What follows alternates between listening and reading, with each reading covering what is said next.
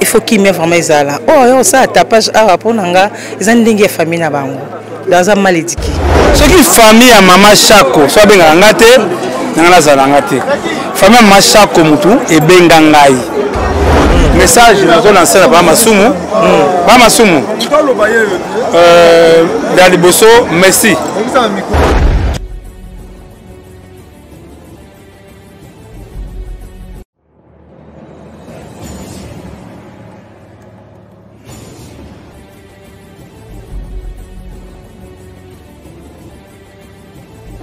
Mais talonné par le temps, nous allons prendre trois personnes, à savoir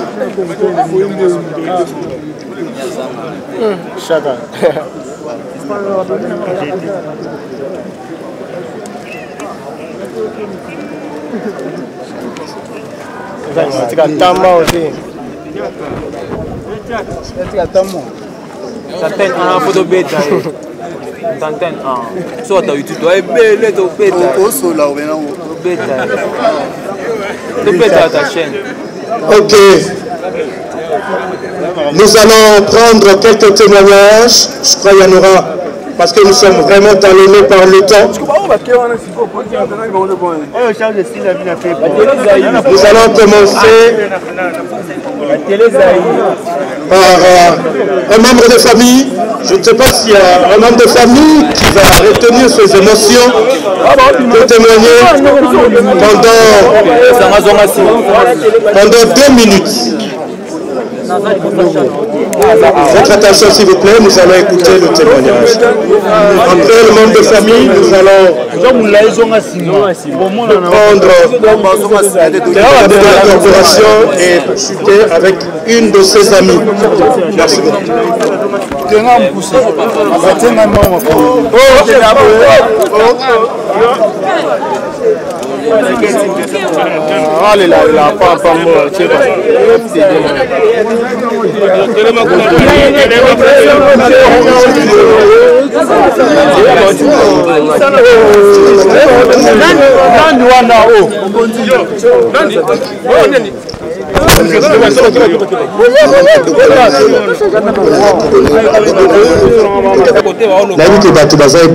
un mauvais souvenir il y a maman Chako, mais que gens vraiment compte tenu à temps,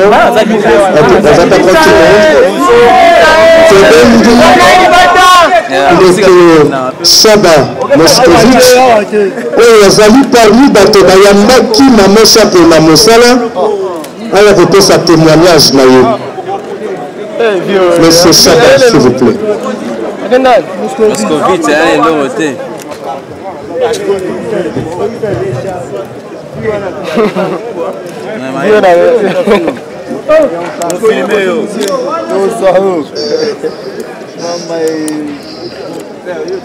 Jackie abandaki théâtre en 75. Donc même pas na idée à cause de la théâtre. Dans 75, c'était un théâtre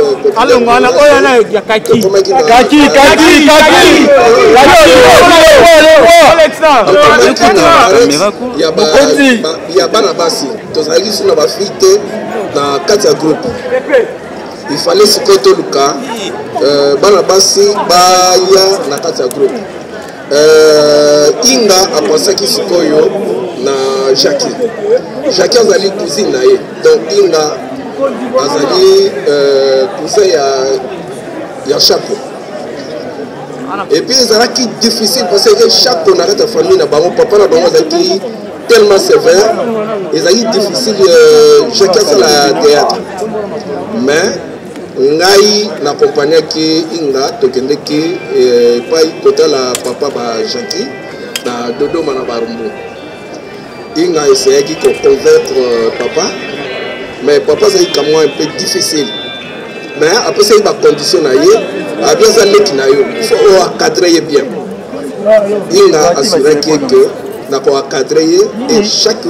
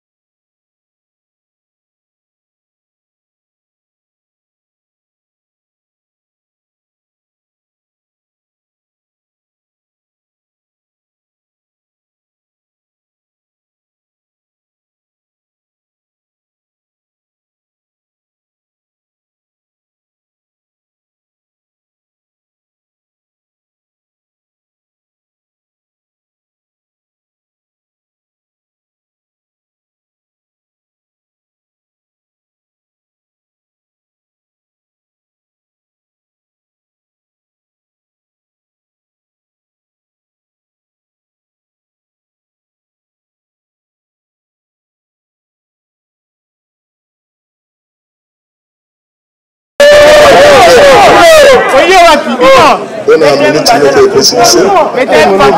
Témoignage au Nangina Sala. Nangina a interpellé les artistes comédiens. Nangina a parlé de la discipline qu'avait Maman Chako. Dans Moussala. Touti Brazzaville. Suite, il y a arrivé tardive dans un spectacle Moko. La suspenda qui est à partir de Brazzaville. Pour Nazareth, directeur artistique et financier groupe Mango. Natangi na mbongo na ye. Na ye kufutele yango na Kinshasa. Elle était restée là-bas. Soumise. Jour il a levé la suspension na ye. La PC est cachée na ye. 6 mois après. 6 mois après. Nakanga Kinambongo na Piniso. Abinangai, merci papa. Oyo ekopé sanga makasi. Est-ce que vous là okokota kosala eloko oyo mama oyo lelo atiki biso po ete lobi omérite bahonneur oyo ye amérite lelo sans l'ordre, sans la discipline na mosala na biso kokende liboso déjà passe. Merci. Merci beaucoup président Galfin. Tobeteli Maman Chako maboko makasi. Chako ata na leli ata na sali donc na suki yo moko ebinde ni bandoza suto kutani bisombali yo kako zoela okende ndako ndenge ni ngabi te noko tikana kende na ndako alobi atovanda no muke osela na ngaka mwanga ngai na Thomson Tolia po lamba na limbondo ngabi okonyokola ngabo pona ni tango mabele lisi akufaki na keko kangaye na lobi ale kota na se bazo simba Chako bona maboko yemoka vanda na azo yoka na le moto na minu na bise poussa na lisu na kati moto na chemise abi yo lia kaka bato minu tina simba cercle ya nani ya mabele lisi tanga komi akange benda mabele lisi babi yo nani alobi ezanga motetela ngande moto na kangi ebemba ya mabele lisi yango na zolo baba tetela tu bavandi babinde na zalia na kolobelo ti kwa bino moko mitema boza wana boye bino batetela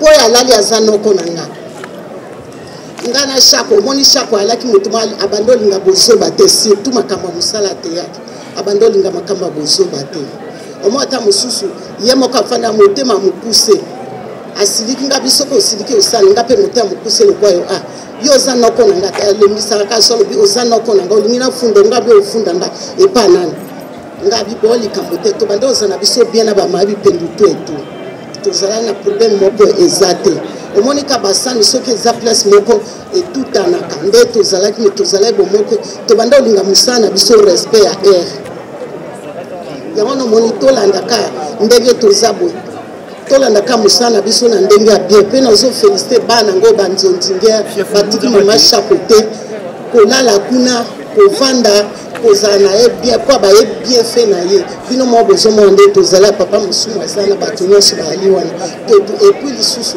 na remercier badélégation oyo ye pourquoi fondation Mireille ici Maman Dani na remercier merci pe na remercier bino ba journaliste nyonso ata ba journaliste nyonso banzonzinge na remercier bino nyonso na ba journaliste nyonso bazali bazana zokokoloba te po bozokomprendre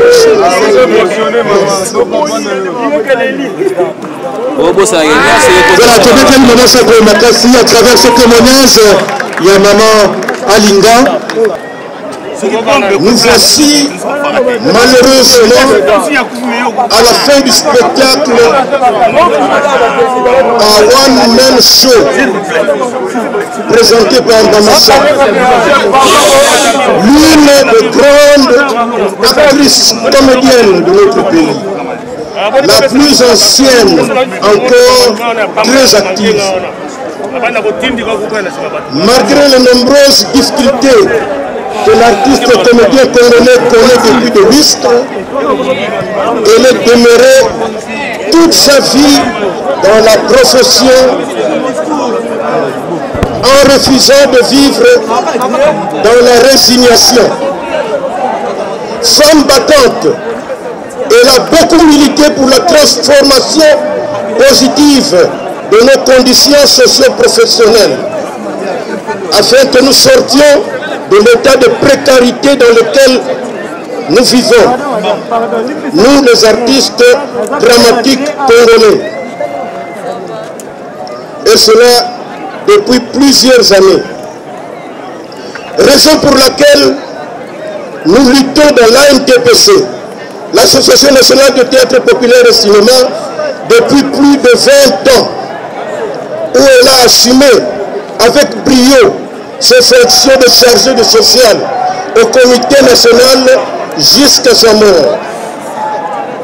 C'est donc malgré elle qu'elle est obligée d'interrompre brusquement et définitivement son apostolat, consacré entièrement à la conscientisation de la population sous fond de bonne humeur dont elle tenait seule le secret.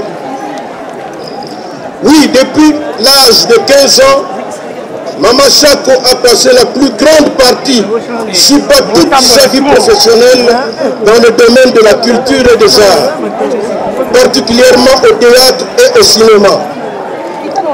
Convaincu du rôle combien important que l'art dramatique et le cinéma congolais ont à jouer pour transformer positivement notre société en vue de son développement intégral, Maman Chako aurait sans nul doute souhaité être encore de nôtre, surtout à l'étape actuelle décisive de la marche du pays.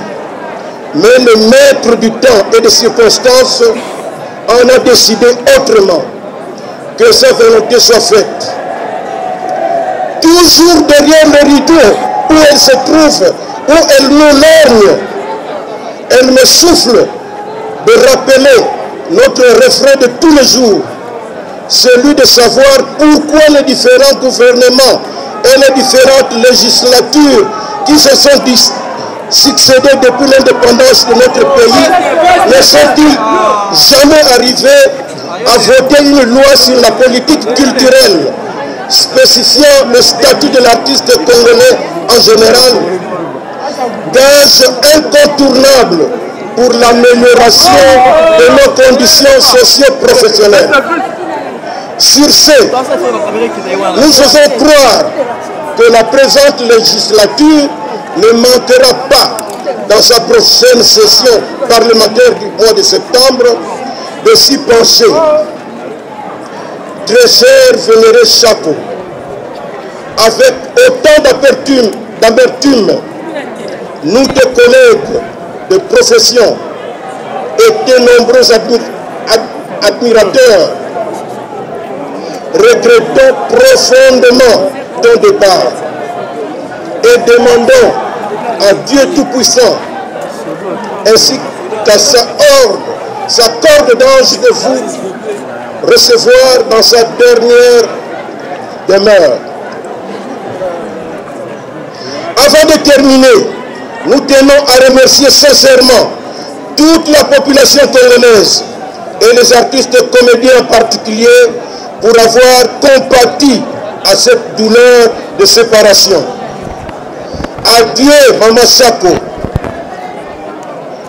Tu resteras gravé à jamais dans la mémoire de nous, tes collègues, membres de l'ANTPC et de toute la famille théâtrale.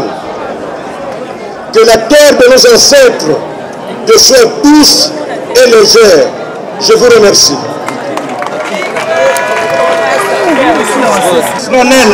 Flanel, Maman Chako. Madame la ministre promet également de relancer la loi sur la culture. Alors là, c'est l'honorable Agos Ndombasi. Il est honorable, mais également un grand opérateur culturel. C'est parmi les honorables députés qui vont porter la loi sur la culture. Merci beaucoup d'être venu pleurer avec nous.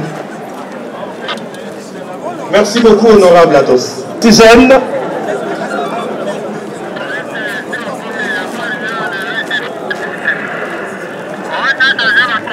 Après, nous allons prier au représentant de son Excellence, Madame la Ministre de la Culture, Art et Patrimoine, à déposer sa gerbe de fleurs.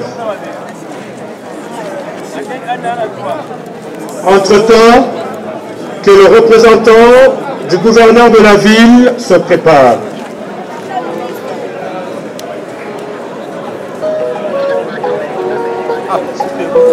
asengi image ya chef na yeba ke chef na na compréhension moi mingi ata so seninga na la compréhension mingi nasa mutu est-ce que ne sa chose à robot non so seconde le va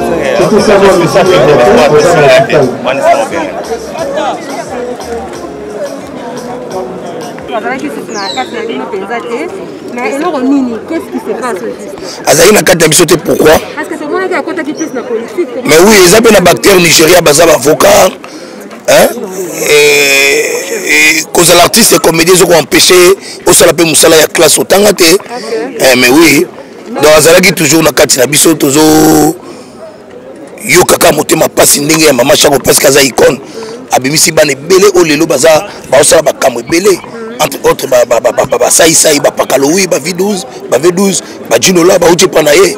Donc, Aza grand Koufi, donc, Kolobake, Batutozo, Koufa et Belende, ils ont passé pour Biso peut-être pour tous les Batu Auto Yebani, Naba Onatra, Naba Banque, Naba Sozacom, Batwa Koufa, Naba Camp militaire, Batwa Koufa. Donc, ils ont été au Likamoko Songolé, Naba comédien Ngoto Koufa. Non, moi je ne crois pas que tout ça met la macacité. Bon, on a est, mais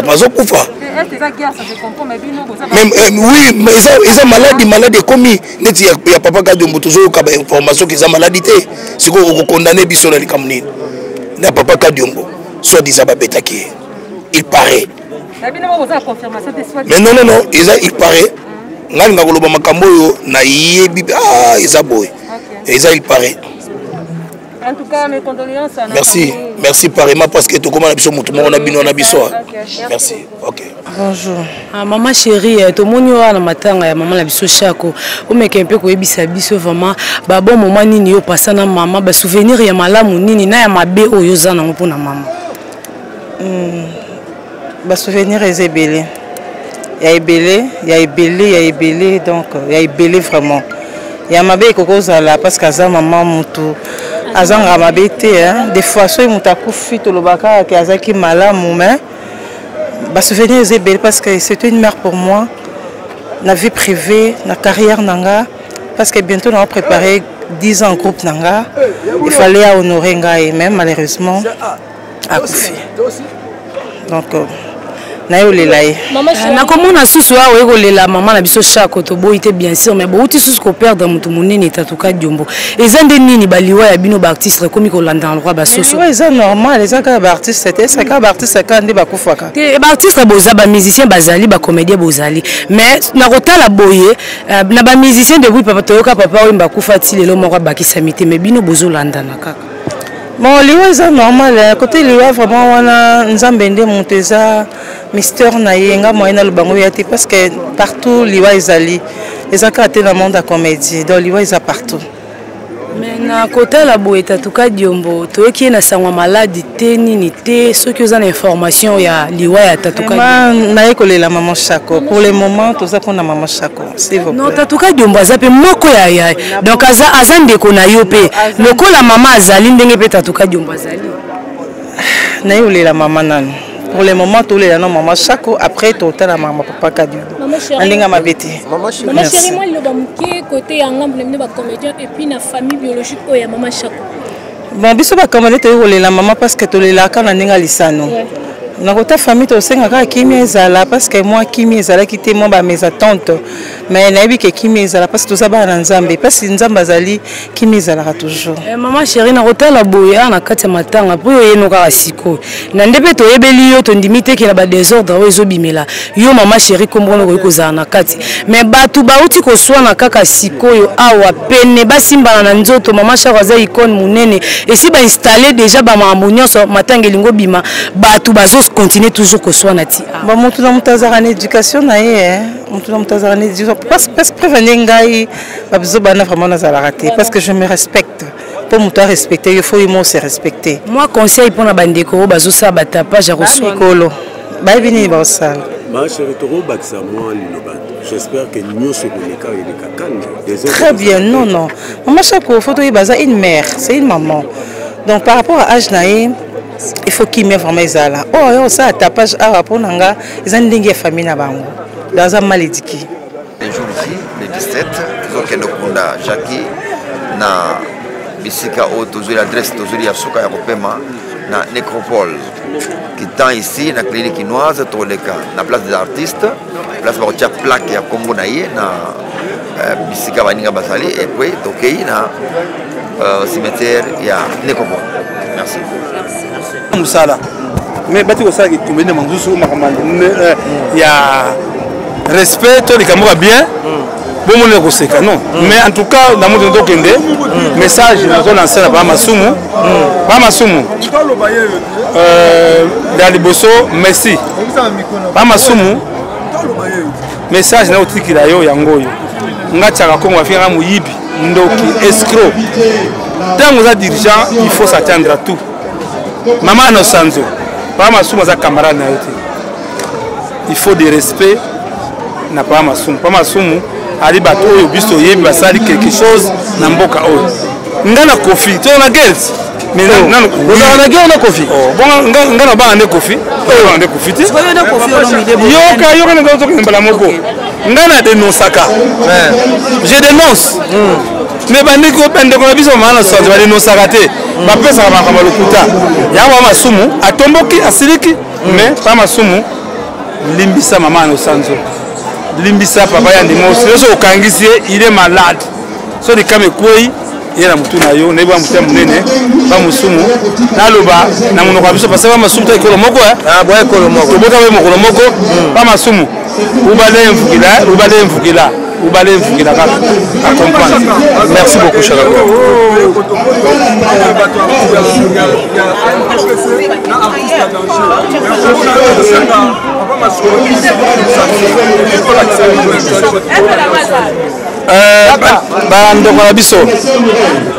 Bon, très bien. À danger. Et il y a gâté ce qui va bien guider. Ce qui famille à maman Chako, soit bien gâté.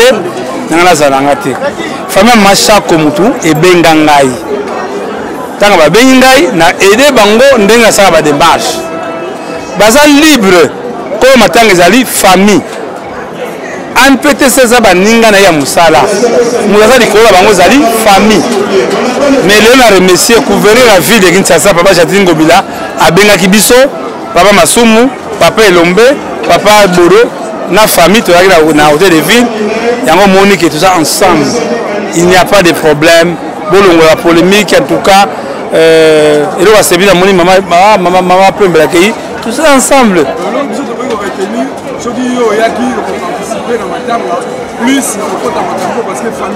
ce qui famille bien tu as raté pour le mon équipe sauté Dali Kambala maman Mindondo non so bien bisoté.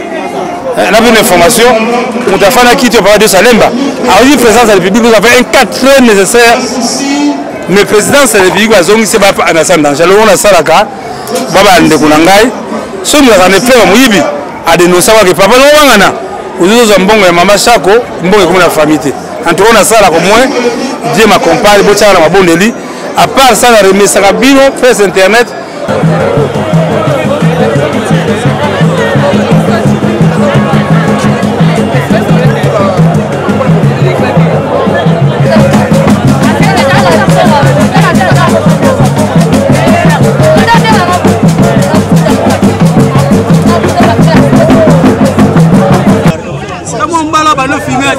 ça, yo, c'est riche. YouTube est dans WW au filmé.